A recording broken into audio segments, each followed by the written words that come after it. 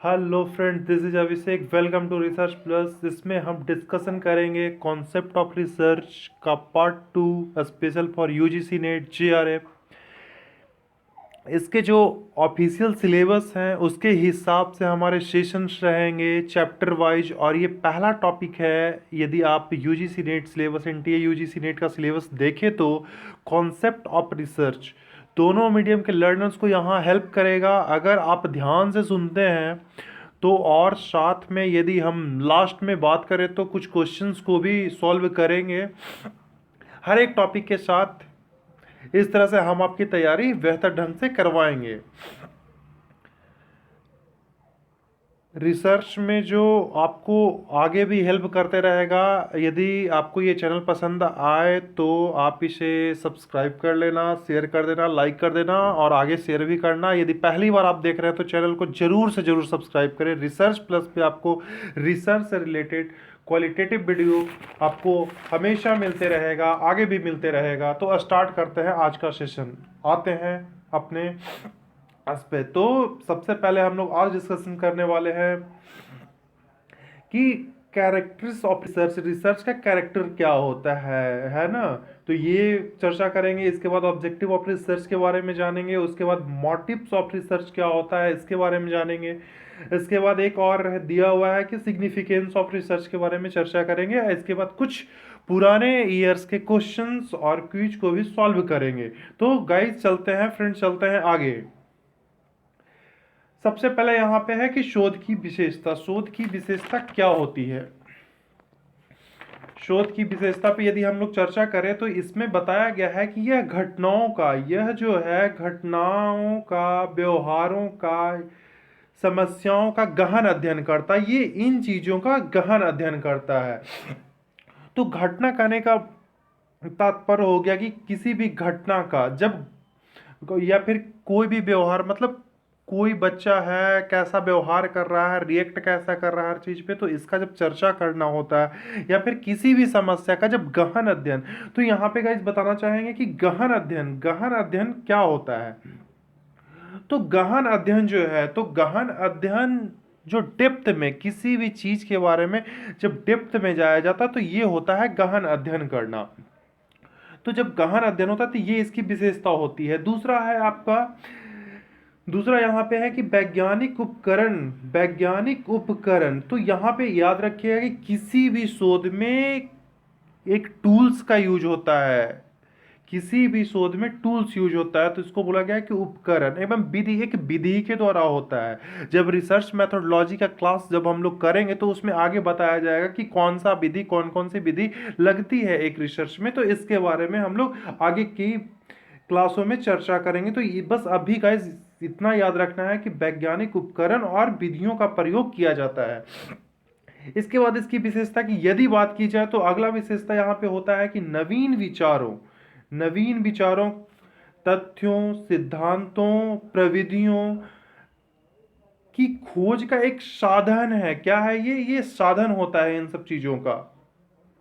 तो सही चीज बताया गया है कि शोध जो होता है नवीन विचारों, तथ्यों, सिद्धांतों एवं प्रविधियों की खोज का एक साधन होता है। आगे आगे की लाइन यदि देखा जाए तो यहाँ पे लिखा हुआ है कि समस्या, समस्या के हल निकालने में प्रयोग किया जाता है। तो किसी, सही बात बताया गया है कि किसी भी समस्या का हल निकालने के लिए हम लोग क्या करते हैं, रिसर्च करते हैं। तो ये रिसर्च की कुछ इंपॉर्टेंट विशेषताएं थी जो कि हमने देखा। अब आगे चलते हैं हम लोग अगले टॉपिक, अगले स्लाइड्स पे चलते हैं। अब इसकी कुछ विशेषताएं जो होती है यूं होती है कि क्या है। तो सबसे पहले यहाँ पे दिया हुआ है वस्तुनिष्ठता। क्या दिया हुआ है यहाँ पे? वस्तुनिष्ठता। तो रिसर्च की बात किया जाए तो यहाँ पे इसकी भी एक विशेषता होती है। अब विशेषता में वस्तुनिष्ठता क्या होता है भाई? क्वेश्चन सबसे पहले हमारे माइंड में रहा कि ये वस्तुनिष्ठता क्या है। तो वस्तुनिष्ठता कहने का मतलब ये होता है कि जब, हाँ, एक एग्जाम्पल के तौर पे सबसे पहले समझते हैं कि जैसे किसी बच्चे का हम एग्जाम ले रहे हैं, क्या ले रहे हैं? टेस्ट ले रहे हैं। टेस्ट ले रहे हैं। तो टेस्ट यदि हम ले रहे हैं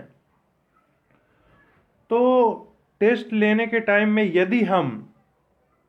यदि बच्चे से कुछ क्वेश्चन कर रहे हैं, ठीक है, जैसे सपोज एक एग्जांपल लेते हैं कि जैसे सपोज बच्चों से पूछ रहा है कि बताइए बच्चों आप लोगों का सबसे मतलब अच्छा सब्जेक्ट क्या है, तो सपोज उसमें से किसी बच्चे का सब्जेक्ट जो है बहुत ही प्यारा सब्जेक्ट है, वो हिंदी लगता है, लेकिन वो हिंदी लगता है या फिर इंग्लिश लगता है, तो वो क्या करता है, छुपा लेता है, अपना ओरिजिनल बात ना बता के वो बता देता है कि फिजिक्स अच्छा है, क्योंकि फिजिक्स अच्छा, तो वो छुपा लेता है, अपनी बातों को छुपाता, तो इसका मतलब वहां पे है जो रियलिटी आंसर वहां पे नहीं मिल पाया, तो यहाँ पे इसका मतलब कहेंगे कि उसने जो भी आंसर दिया उसमें वस्तुनिष्ठता नहीं थी, तो ये होता है वस्तुनिष्ठता, ये होता है आपका वस्तुनिष्ठता। या फिर इसको हम ऐसे भी समझ सकते हैं कि मतलब किसी भी, जैसे सपोज किसी आदमी से हम मिलने जा रहे हैं और मिलने जा रहे हैं और कोई दोस्त बोल दिया उस आदमी के बारे में कि भाई वो जो बंदा है वो सही नहीं है, तो क्या करेंगे, अब जब मिलेंगे तो माइंड में हमारा क्या होगा कि पहले से ही जो दोस्त हमारा बोला था कि ये बंदा सही नहीं है, तो उसके माइंड में जब बन जाएगा, हमारे माइंड में ये चीज आता है तो फिर हम क्या करते, कह रहे यार ये बंदा सही नहीं, लेकिन जब उससे मिलेंगे जानेंगे तो उसके बाद में फिर एक विचार बनाएंगे, तो वो जो होगा वही हमारा होगा, जो होगा वस्तुनिष्ठता होगा। या किसी के कहने पे या खुद से किसी के बारे में थिंकिंग बना लेना, ये वस्तुनिष्ठता नहीं होती है, जबकि ओरिजिनलिटी वही होती है जो मतलब जानने के बाद जो पता चला, तो ये होता है वस्तुनिष्ठता का। अब इसके बाद नेक्स्ट पे आते हैं कि विश्वसनीयता। शोध की एक और विशेषता है विश्वसनीयता की, तो विश्वसनीयता क्या होता है, तो विश्वसनीयता कहने का मतलब जो होता है कि किसी भी, जैसे एक सिंपल सा एग्जांपल लेते हैं विश्वसनीयता समझने के लिए, कि विश्वसनीयता जो होता है, सपोज एक टेस्ट लेते हैं, क्या लेते हैं, एक टेस्ट लेते हैं, ठीक है, एक टेस्ट बनाया, उसको लिया क्लास में, लेने के कुछ दिनों के बाद में फिर क्या करते हैं कि फिर से टेस्ट ले लेते हैं, दोबारा भी टेस्ट ले लेते हैं। अब इसमें देखते हैं कि सबसे पहले जो है फर्स्ट टेस्ट में जो था 70 नंबर आया था, कितना नंबर आया था, सब बच्चों का 70 के लमसम नंबर आया था, और 15 दिन के बाद पुनः उसी टेस्ट को लेते हैं, पुनः उसी टेस्ट को लेते हैं, तो उसमें भी 72 आ, तो मतलब राउंडिंग नंबर में यदि बात किया जाए तो 70 या 72 आ, तो इसका मतलब बोलेंगे ये जो टेस्ट था ये था विश्वसनीय टेस्ट था। कैसा टेस्ट था, विश्वसनीय टेस्ट था। इसकी चर्चा हम लोग आगे की क्लासों में करेंगे, क्योंकि विश्वसनीयता से एक अलग ही चैप्टर पढ़ना है हम लोगों को रिसर्च में, जो कि आगे की क्लास में मैं एक स्पेशल वीडियो में बनाऊंगा कि विश्वसनीयता होता क्या है, कितने टाइप्स के होते हैं, और इसका मतलब टेस्ट, इसके फॉर्मूलाज वगैरह क्या होते हैं, तो उसको एक अलग वीडियो में मैं बनाऊंगा। आगे आगे चलते हैं। निश निश्चयात्मकता, ये जो होता है, ये क्या होता है निश्चयात्मक, ये जो होता है यह विधि की प्रक्रिया और परिणाम दोनों पर ही लागू होता है, ये चीज बस इसको इतना अभी जानिए। इसके बाद होता है वैधता। आप वैधता, तो वैधता की बात यदि हम लोग करें तो वैधता में होता क्या है कि जैसे कोई, अब आइए इसको समझते हैं कि वैधता होता क्या है। तो सबसे पहले कोई टेस्ट लेते हैं, क्या लेते हैं, एक टेस्ट लेते हैं। टेस्ट में हमने क्या किया है कि किसी के इंटरेस्ट के बारे में जानना है, किसी के इंटरेस्ट के बारे में जानना है, तो कुछ ऐसा क्वेश्चंस बनाना है कि जिससे उसका इंटरेस्ट पता चल सके कि किन किन चीज़ों में इंटरेस्ट रखता है। तो ऐसा क्वेश्चन बनाएंगे और बना के उनको देंगे, तो फिर वो क्या करेगा कि टेस्ट का आंसर करेगा। लेकिन अब देखिए होता क्या है कि अब आंसर हमें मिल गया, तो आंसर मिल गया और पता चल रहा है कि टेस्ट के इंटरेस्ट के बारे में ना होके ये तो पता चला कि फिजिकल फिटनेस का आंसर मिल रहा है हमको, तो वहां पे क्या होगा कि वहां पे ये जो टेस्ट होगा वो वैलिड नहीं होगा।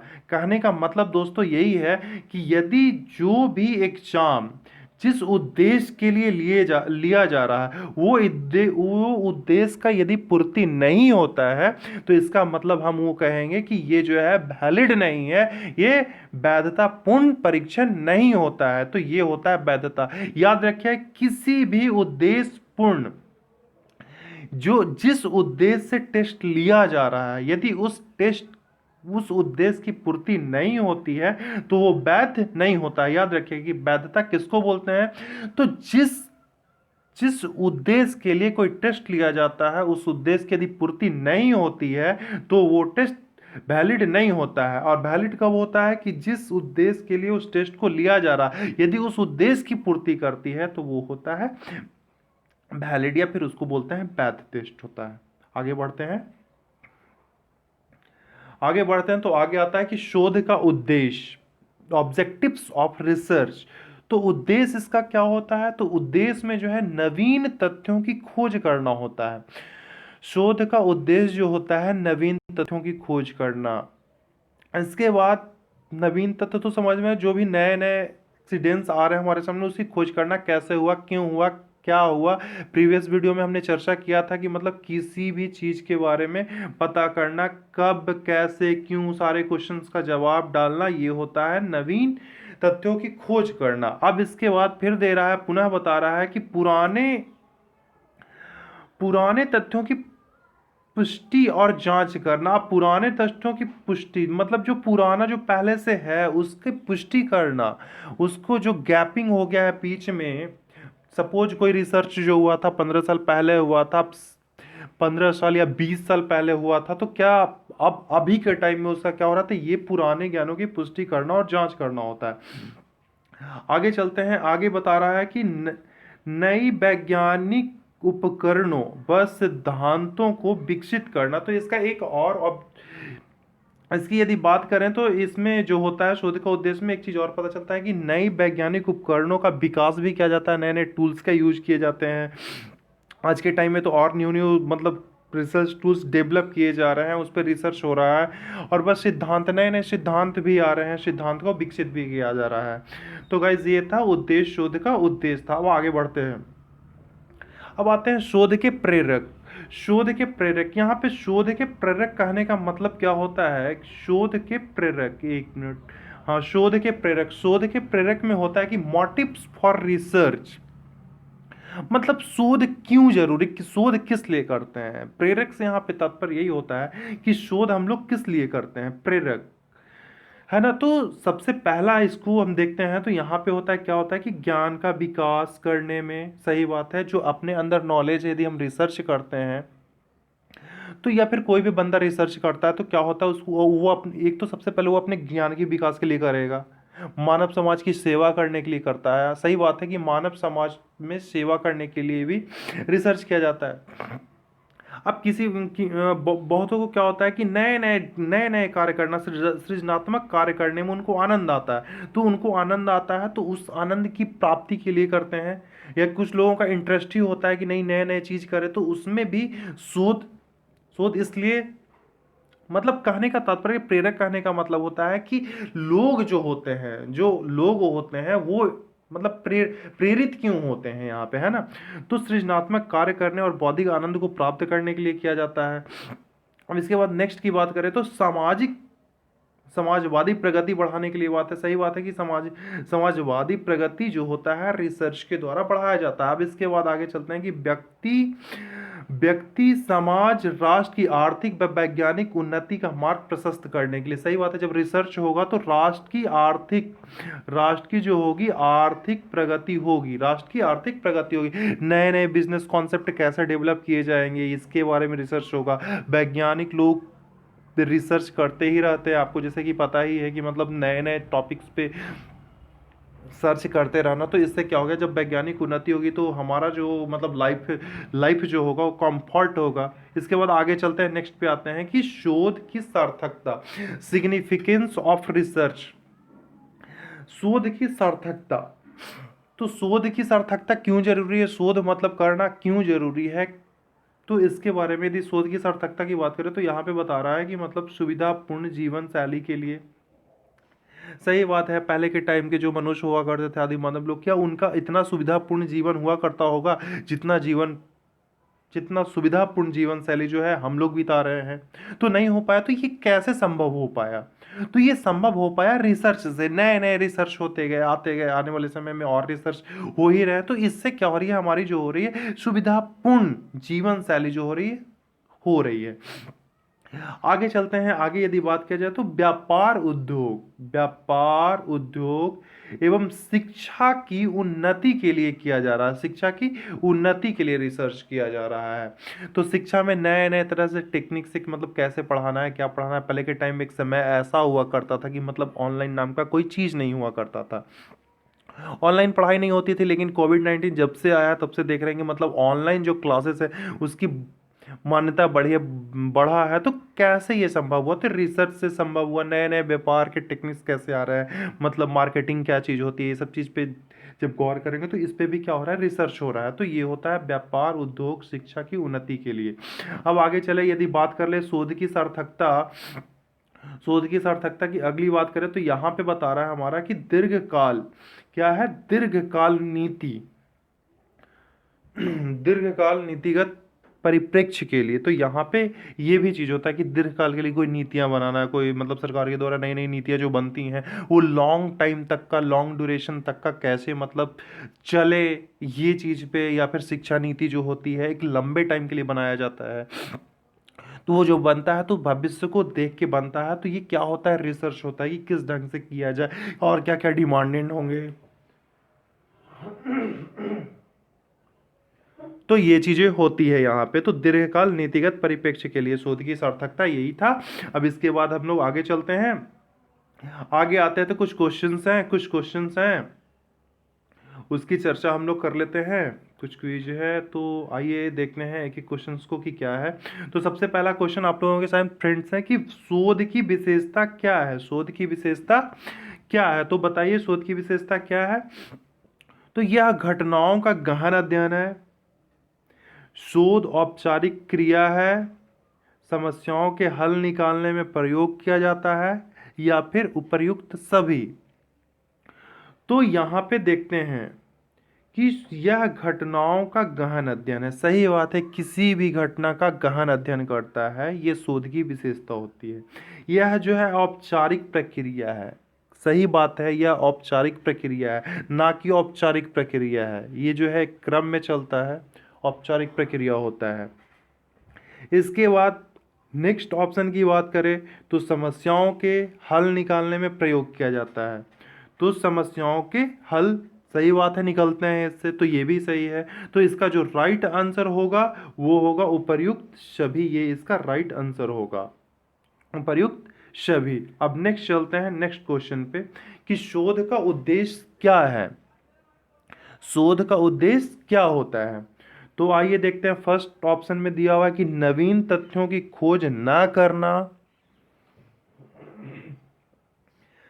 नवीन तथ्यों की खोज करना, एक में दिया हुआ है नवीन तथ्यों की खोज न करना, दूसरा है नवीन तथ्यों की खोज करना, तीसरा में जो तीसरा ऑप्शन में हमारा दिया हुआ है ए और बी दोनों, और डी ऑप्शन में है कि इनमें से कोई नहीं, इनमें से कोई नहीं।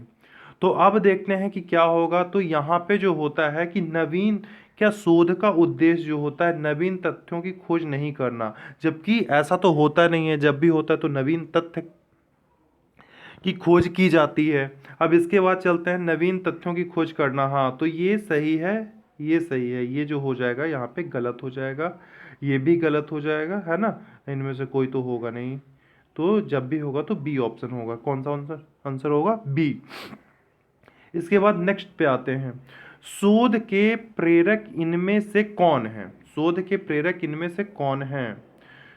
तो कौन है शोध के प्रेरक, शोध के प्रेरक में फर्स्ट ऑप्शन में है कि ज्ञान का विकास करने में, सामाजिक प्रगति बढ़ाने के लिए, थर्ड ऑप्शन में दे रखा है कि राष्ट्र की उन्नति के लिए, या फिर लास्ट ऑप्शन में है इनमें से सभी। बताइए गाइस, कमेंट करके बताइए कि कौन सा आंसर सही होगा।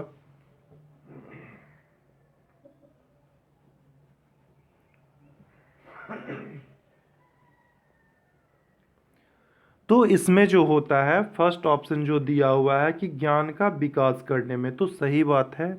शोध के जो प्रेरक होते हैं तो ज्ञान का विकास करने में, सामाजिक प्रगति बढ़ाने के लिए, फिर है राष्ट्र की उन्नति के लिए, इनमें से सभी। तो ये जो होगा ये ऑप्शन सही हो जाए कि इनमें से सभी, इनमें से सभी चीजें जो होंगी ज्ञान की शोध के प्रेरक में आ जाएंगे।